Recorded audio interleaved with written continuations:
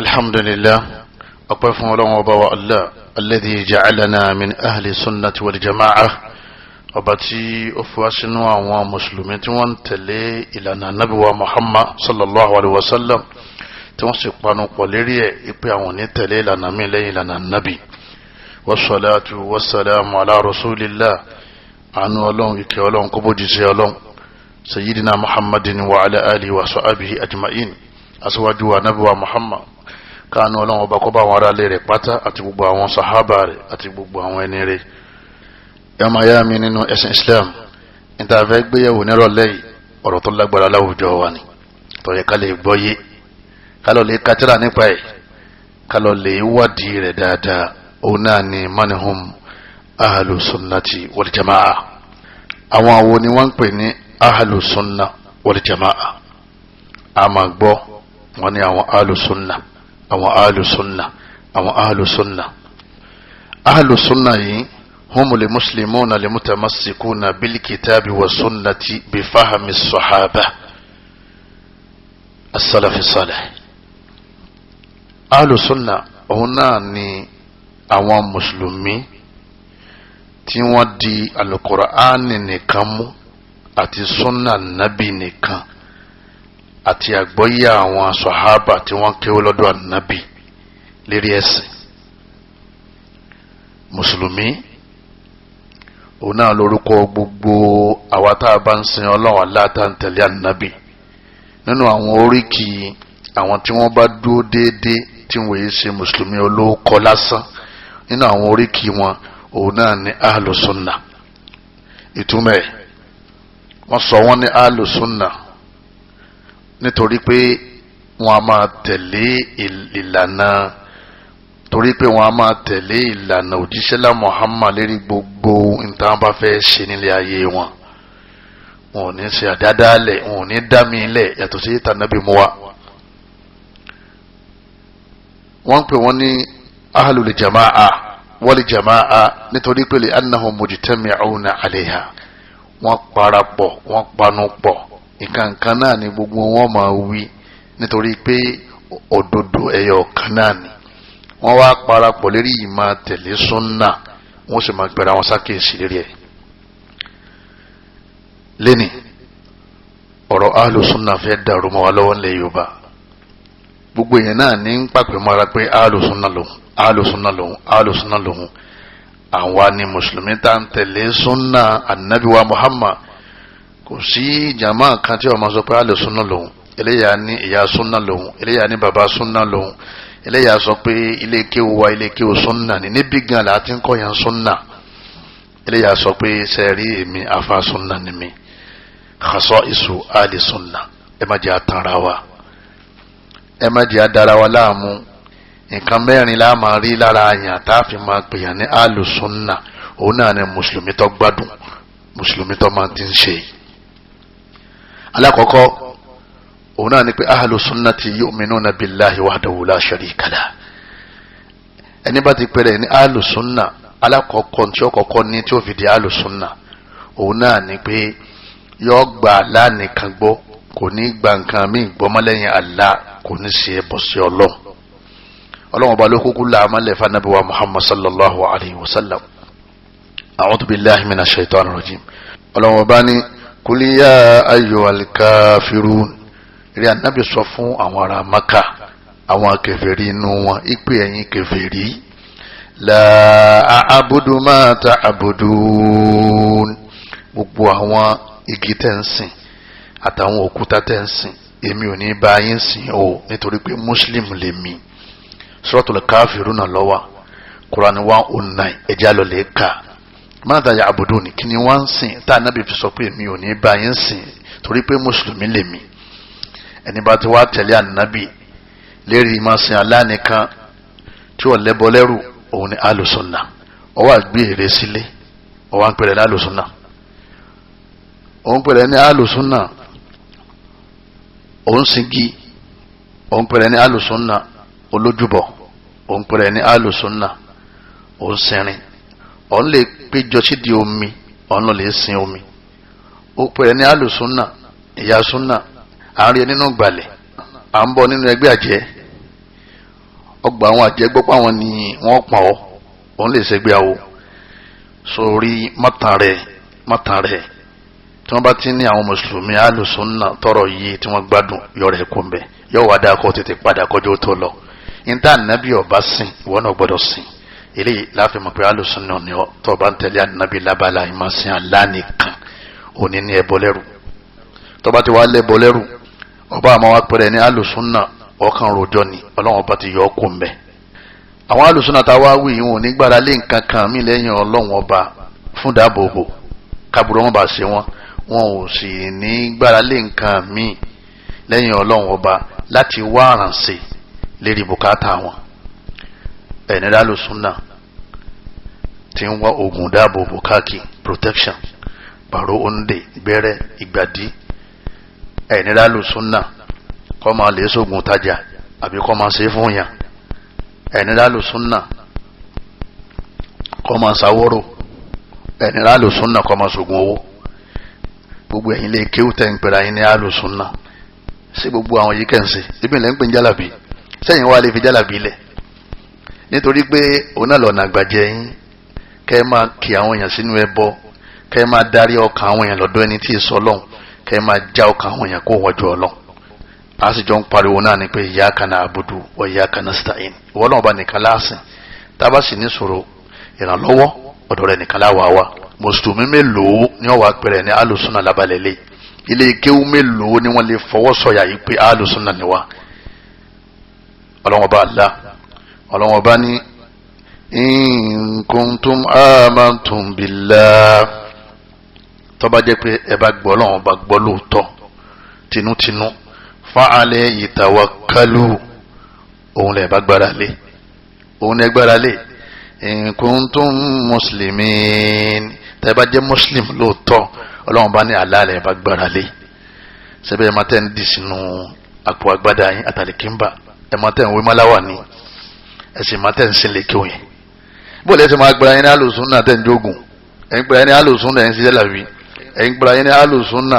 ẹ̀ ń gbàsọ funfun ẹ̀ ń gbẹ̀pọ̀ ẹ̀ ń gbẹ̀rán mọ́tàn rẹ̀ ọlọ́run bá ní tó bá jẹ́ mùsùlùmí Allah nìkan ló gbàgbọ́ suratu Yunus Quran 10 aya 84 lọ́wọ́ lọ́lẹ́ ká dáadáa alákọ̀ọ́kọ́ nìyẹn ìwọ tó bá tilẹ̀ bọ́ lẹ́rù wọ́n mọ̀ pẹ̀lẹ́ lálùsùnà ọba àmà wíláwà ní ọba ànírùngbà ṣòkòtò rẹ̀ ọba àmà kọjá kókó ẹsẹ̀ ọba àjẹni tí ń borí ọba àjẹni tí ń bojú tó bá tilẹ̀ bọ́ lọ́rù èsà alùsùnà ẹ̀ bá ti dálé kéwìn lẹ̀ láti 1961-62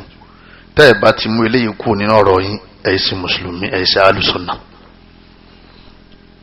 ẹlẹ́ẹ̀kejì alùsùnàtì ya'buduna Allaha bima fil Qur'an wa sunnati faqat wa bi fahmi salaf. ẹlẹ́ẹ̀kejì alùsùnà àwọn tá ń pè ní alùsùnà wọ́n máa sìn Ọlọ́run wọ́n máa sìn ìjọsìn wọn ò ní jẹ́ni tó gbàgbọ́ lásán tí ò kírun ìkankan ò sì ní dí wọn lọ́wọ́ ọ̀run gbogbo àwọn tọ́lọ̀ ní a máa fi jọ́sìn fún wọn wọ́n máa ṣe lẹ́yìn ìgbà tí wọ́n ti gbàgbọ́ wọ́n máa wá ṣe pẹ̀lú ìbámu nítorí wà nínú Kùránì nìkan ni wọ́n máa lò ẹ̀sìn tó bá wà nínú Kùránì nìkan wọ́n máa ṣe o bẹ́ẹ̀ ni ẹ̀sìn tó bá wà nínú súnà Nábì wa Muhammad sallallahu alaihi wasallam ni wọ́n máa ṣe o wọ́n máa wá ṣe lọ́nà tá Nábì gbà ṣe wọ́n fa Nábì síwájú báyìí wọn ò ní ṣe kankan nínú ẹ̀sìn àbí kí wọ́n rí pé Nábì ti ṣe káwọn tó ṣe Nábì fi láàmọ́lẹ̀ fáwọn sàhábà Ànábì ní sọlú kama ra'aytumuni usalli ẹ máa kírun ẹ máa ṣẹ̀sìn bẹ́ẹ̀ ṣe rí mi ti ń sìn ẹ má ṣe ti yín lọ́tọ̀ lẹ́ni a máa wá tanra wa a máa pẹ̀lú wa ní alùsùnà kálukú ọmọ wa fìlànà Ànábì ilẹ̀ a máa wá lè mú ìlànà àwọn bàbá ó ń lo bàndírì mọ́sálásí wọ́n sì sọ fún wọn pé Ànábì òlu oníbàwọn bàbá ti gbé kalẹ̀ fún ọ̀nà ṣé o lè má yà wá o lè má dì í sì wá lérí ẹ̀ òun tí a sọ fún ọ̀pá mẹ́rin síwájú nírọ̀lẹ́ ọjọ́ Jímọ̀ a sì wá ń sọ fún wọn pé kọ́ pàyín tí kò lè ṣẹ̀sìn Ànábì ọwọ́ à ń pé ṣé yìí tá à ń ṣe yẹ ọ̀dà kọ́ máa dáa nítorí pé Ànábì ọ̀tẹ̀sọ̀ ẹ̀yọ́ máa yá mi kálukú àwa pàlànà Ànábì tì àwa múlànà àwọn bàbá wa tí kálukú bá wá múlànà bàbá ti tiẹ̀ àtẹ̀yẹ tó yọjú sí lójú ayé àti bàbá rẹ̀ tó yọjú sí lójú ọ̀run tí kálukú bá wá múlànà bàbá ti tiẹ̀ tí bàbá sì wá pọ̀ láyé àáfàá pọ̀ láyé ṣéwù pọ̀ láyé ṣẹ́sìn òní dáradára ẹlòmíà lásọ pupa lòun fẹ́ tẹ́ ẹlòmíà lásọ dúdú ń ta wọn ẹlòmíà ní aṣọ funfun ń ta wọn yóò dáa kó lè tú bá kọjú tó lọ bọ́ ọba ti ń sẹ́sìn tẹ́sìn yìí tó rẹ́ẹ̀dì mú wánu Kùránì àti súnà tó tún wá ń ṣe lọ́nà tá nàbí ọgbà ṣe èsì alùsùnà mọ́níyàjú wọn ojú ọ̀nà tí wọ́n mọ̀ tẹ̀lé ń tiwọn alẹ́ ilm ìmọ̀ ìlà wọn máa fi sẹ́sì ìmọ̀ sí ní ìtọ́lá kọ́lẹ̀ ní Kùránì àti sunna ni wọn ò ní gba ẹ̀sìn nínú ẹ̀sìn àbí kí wọ́n rí ẹ̀rí látọ̀dọ̀ Ọlọ́run àtẹ̀rí nínú Kùránì tó kílíà àti bá nàbì ṣiṣẹ́ tó wà lọ́dọ̀ àwọn sàhábà eléyìí ní ojú di alùsùnà tó bá ti ń lò lànà àwọn bàbá tó lẹ́rì èsì alùsùnà nítorí pé ọ̀tẹ̀lé súnà nàbì súnà àwọn bàbá rẹ̀ ló ń tẹ̀lé. ẹlẹ́kẹta alùsùnà àwọn tí wọ́n pè ní alùsùnà yatahallawna bil akhlaqil fadila wọ́n máa wà dáadáa nínú àwùjọ láti máa fi kọ́sí ànábì wa Muhammad sallallahu alaihi wa sallam. ọlọ́wọ́n bá dìde sọ fún ànábì wa Muhammad ó ní wa innaka ọlọ́wọ́n bá ní wa Muhammad yìí la'ala khulqin azim ìwà rẹ̀ máa dáa púpọ̀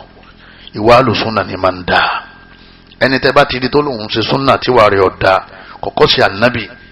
kò sí ròyìn alùsùnà lára rẹ̀. ọlọ́run sọ eléyìí nínú suratul qalam ayé ẹlẹ́ẹ̀kẹrin Quran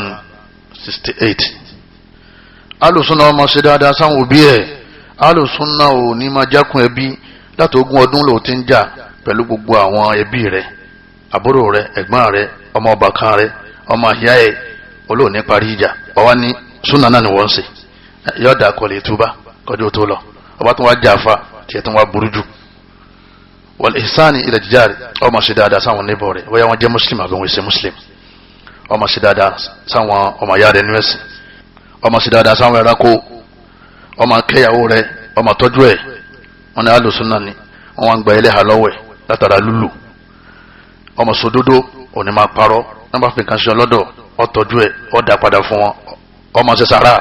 ọmọ tẹríba ọmọ sàmójúkú fáwọn tí wọ́n bá ṣe ọ òsì ní òní tán pé kò ní mà tán ẹ má jàkú ni ọwọ́n pẹ̀lẹ́ alálùsùnà níbo tó wá rí rúwà yìí lára nẹ́bùwà Muhammad tó ń tẹ̀lé tó fi ní súnà gan lẹ́yìn ṣe ń bí súnà wò lọ́ wá ń ṣe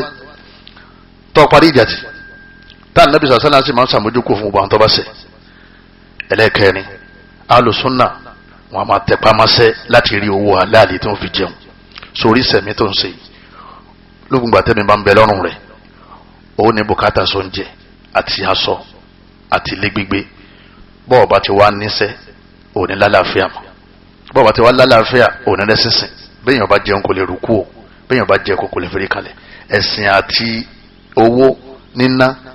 àti iṣẹ́ ó ti so mọ́ra wọn bọ́kàn ọ̀bá rí kan ìkejì ò lè ṣiṣẹ́ bọ́dọ̀ bá ti wá rí báyìí ọlọ́run wá ń pè ọ́ sákìyèsí pé àáfàá ọmọ ìyá lọ́kùnrin lóbìnrin tó ní alùsùnà ni ọ ọlọ́run bá ní ìdóòfin jẹ́ alùsùnà òun náà ni pé kọ́ ọmọ jáde nílò lè wáṣẹ́ kọ́ ọmọ ṣiṣẹ́ aláàlẹ́ rẹ̀ tọ́ ọmọ fi jẹun ọlọ́run bá ní yá ayọ̀ lẹ́dínà àmánu ẹ̀yin olùgbàgbọ́ òdodo la ta'kulu amwalakum bainakum bil batil ẹ má máa gbára yín ẹ má máa lura yín jìbìtì ẹ má máa lọ́ra yín lọ́wọ́ gbà ẹ má máa lura yín jìbìtì kẹ́ ẹ má gbowó haram lọ́wọ́ ara yín illa an takuna tijara ọlọ́run bá ní ìtí mo fẹ́ kẹ́ ẹ máa ṣe ọ náà ni kẹ́ ẹ máa ṣòwò kẹ́ ẹ máa ṣe tìjárọ̀ an taradin minkum kẹ́ ẹ ra ń tó wù yín kẹ́ ẹ sì ta ń tó wù yín an taradin minkum kẹ́yìn méjèèjì tẹ́jọ́ ń ṣòwò kẹ́ ẹ yọnu sí ń tẹ́ fẹ́ gbà lọ́wọ́ ara yín wala taqtulu anfusakum ẹ má para yín torí owó ẹ má para yín ẹ má máa gérí èèyàn wala taqtulu anfusakum ẹ má máa fèrè èèyàn fọ́kọ̀ ó ní alùsùnà lòun yín sì ń béèrè ráṣù ládùúgbò ó lóun fẹ́ pa òun fẹ́ fi sògùn owó inna Allaha kana bikum rahima ọlọ́run ọba aláàánú ni ẹ ṣàánú ara yín Suratu Nisa Quran 4 ayah 29 ẹ̀yọ́ mayami nínú ẹ̀sìn Islam abalẹ̀ ẹlẹ́kẹ̀ẹ́ni tá a wà yìí ibẹ̀ nìkan ti ń dàrú púpọ̀ nílẹ̀ Yorùbá òun ní ń fa tọ́pọ̀lọpọ̀ fi ń ṣe bọ́ àìmójútóṣẹ́ àìníṣẹ́ lápá àìgbà pé bí yẹn bá kéwú tán èèyàn máa tún ṣiṣẹ́ téèyàn fi gbádùn ayé yẹn òun lọ́ fà tí ọ̀pọ̀lọpọ̀ àwọn afáàlẹ̀ Yorùbá ò fi fẹ́ bọ́ọ̀lẹ̀ ní a fi ń sọ ògùn fáwọn èèyàn òun náà lọ́ fà tí wọ́n fi bídí alẹ́ àdádálẹ̀ tí wọ́n fi ń kírètì ẹ̀sìn míì tí ò sínú ẹ̀sìn Islam torí àwájẹ òun lọ́ fà tí ìwà ọmọlúwàbí fi kó lára àwọn èèyàn ẹ̀jẹ̀ amójútó mẹ́rẹ̀ẹ̀rin yìí jama alákọ̀ọ́kọ́ ìgbàgbọ́ oníjọ́bọ́ ẹlẹ́ẹ̀kejì ọmọ sin ọlọ́wọ́n bá Allah lásìkò rẹ̀ ẹlẹ́ẹ̀kẹta ọmọ wùwárí ẹlẹ́ẹ̀kẹrin ọ̀tẹ̀pámọ́sẹ́ tó fi rówó halali mẹ́rẹ̀ẹ̀rin tá a fi máyàn ní alùsùnà ni bọ́ọ̀ bá ti tẹ̀pámọ́sẹ́ níjọ́ padà ṣẹlẹ̀ sí ọ ni pé ọ padà wàá di ẹlẹ́bọ àbí kò dé alùbídíà kọ́ máa dáadáa lẹ̀ tó máa kírètì pírọ́blẹ̀mù láwùjọ fáwọn èèyàn lẹ́yìn náà gbogbo ọ̀pọ̀lọpọ̀ ìjọsìn tó bá rò kó fi súnmọ́ lọ́wọ́ bá ó fi san gbèsè owó jìbìtì tó gbà lọ́wọ́ àwọn tó gbà lọ́wọ́ ẹ̀ ní o tó bá dojú àlùkìyàmà ọlọ́run ní tíṣẹ́ wa bàjẹ́ o alul bídíà ẹ̀lẹ́ túbá lọ́dọ̀ Ọlọ́run ẹ má ṣe bídíà má súnà ni ẹ má ṣe. Wassalamu alaikum warahmatullahi wabarakatuh.